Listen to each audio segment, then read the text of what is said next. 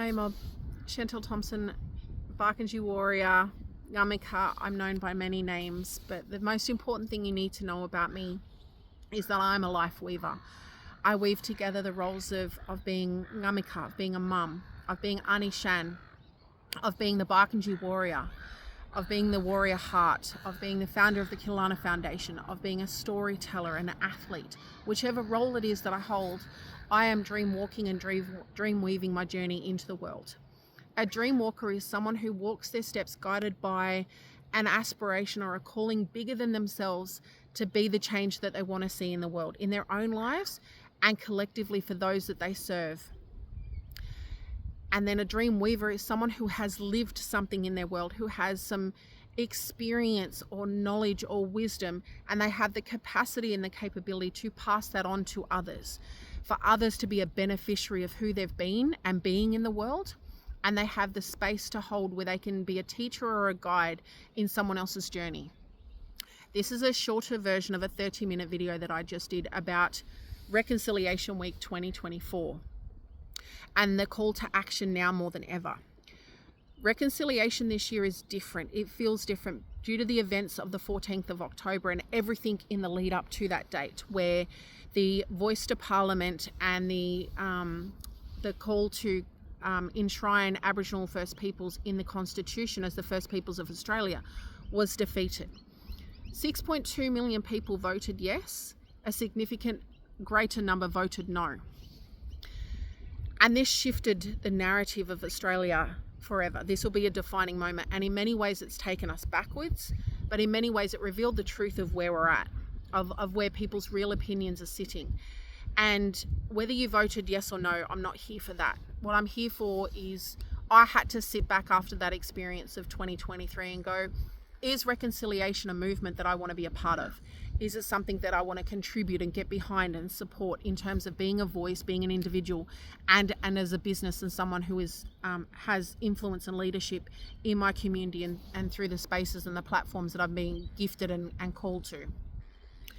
And I decided yes, because there are organisations that have reconciliation action plans. There's over 1,000 organisations across Australia that have committed to reconciliation being a part of their core business. And a reconciliation action plan doesn't mean that those organisations are all doing the work of reconciliation and are all showing up. They might have the framework, they might have the branding, but are they really doing the work of reconciliation with internally and externally? Or are they just doing it to tick a box? Despite those questions, I know that there are individuals and organisations who are committed. Sorry, there was a call. Who are committed to doing the work of reconciliation by being the change that they want to see in the world, by taking responsibility to call out racism, to create cultures of belonging and respect. Reconciliation has been around for about 30 years. In terms of as an organisation, and started in 1973.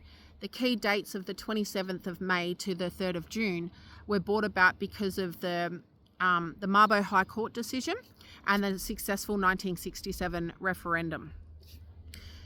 So my question to you is, the theme, the call to action this year is now more than ever.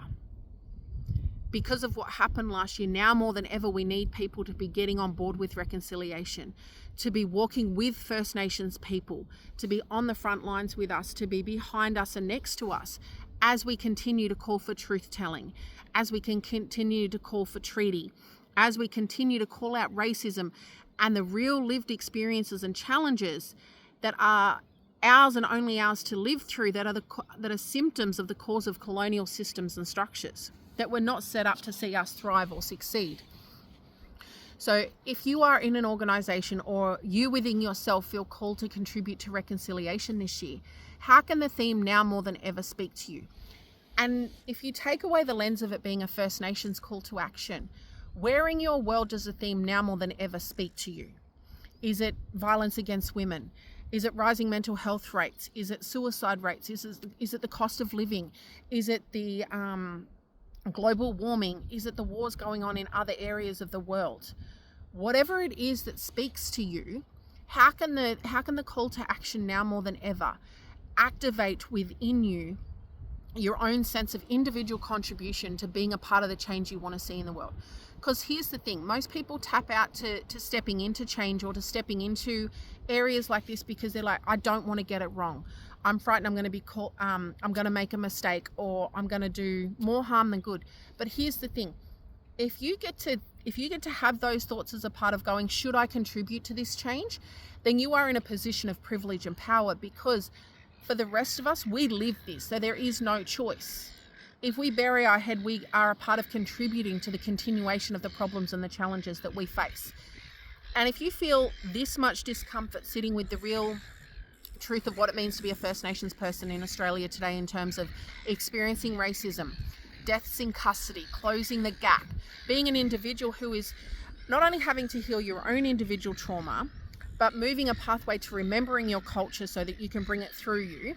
You're shifting the narrative in your community and being the one who stops the intergenerational trauma with you and your family, so that your family don't become collateral damage to who you're being and to your trauma. But you're also being a vehicle and a conduit to remember your ancestral ways, principles and practices and bring them into the world through you. But you're also on the front line shifting the narrative about our community to non-Indigenous communities and organisations. But you're also standing in our communities on the front line, healing, creating spaces, creating change and shifting narratives. If you're feeling a little bit uncomfortable, then you're getting a small window into what we live with daily. This is 24/7 for some of us.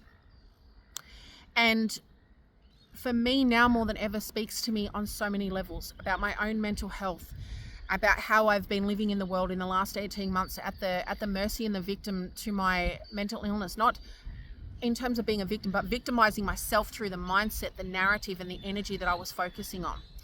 I was tapping out to my own power, my own responsibilities to be the change I needed to see in my own world and my own self, getting the help that I needed, looking at what I could do rather than what I can't do, what's within my power and my control right now to contribute to my own mental health and well-being, to take care of my family and set us up so that we can be sustainable.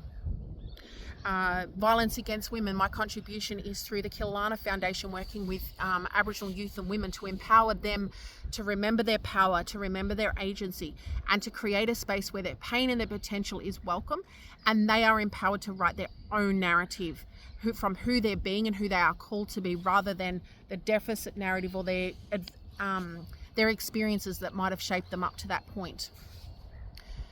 Now more than ever is my call to action to get up and be a part of the change I want to see in the world by who I'm being, by coming back to myself, by healing myself and doing what I can in the world through who I am with what I have from where I am. And that's all I'm asking you is, now more than ever, how can you be a part of contributing to the change in the world that is bigger than just reconciliation, the First Nations call to action?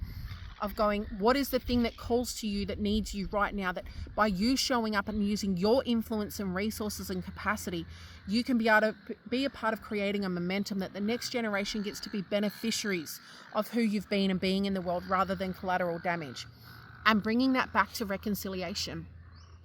How can you do your due diligence to educate yourself? What can you get curious about? How can you get involved internally in your organisation, in the community, about shifting the narrative about First Nations people? What can you do to contribute to reconciliation as a movement that will benefit not just First Nations people or your organisation, but will benefit us to create an Australia where everyone feels welcomed, everyone feels respected, because we've built it off of truth-telling. We've built it off of acknowledging and respecting the First Nations history and cultures in shaping, and their contribution to shaping the Australia that Cook found, that Cook came to, and then recognise the power and the beauty of this country so much that he started the process of colonialism. How can we speak truth and accept that colonialism is a core pillar of how this country became this? And by speaking truth, we begin to address and break down racism. We begin to create a narrative that all of us can feel like we can be proud to be Australian, not just the Australian that is the white Aussie or the barbecues or the beaches or the football. It is so much deeper and more diverse than that, built off of our multiculturalism, our First Nations heritages and histories. So now more than ever, how can you contribute to being a part of the change? How can you contribute to reconciliation as an individual and as a human being?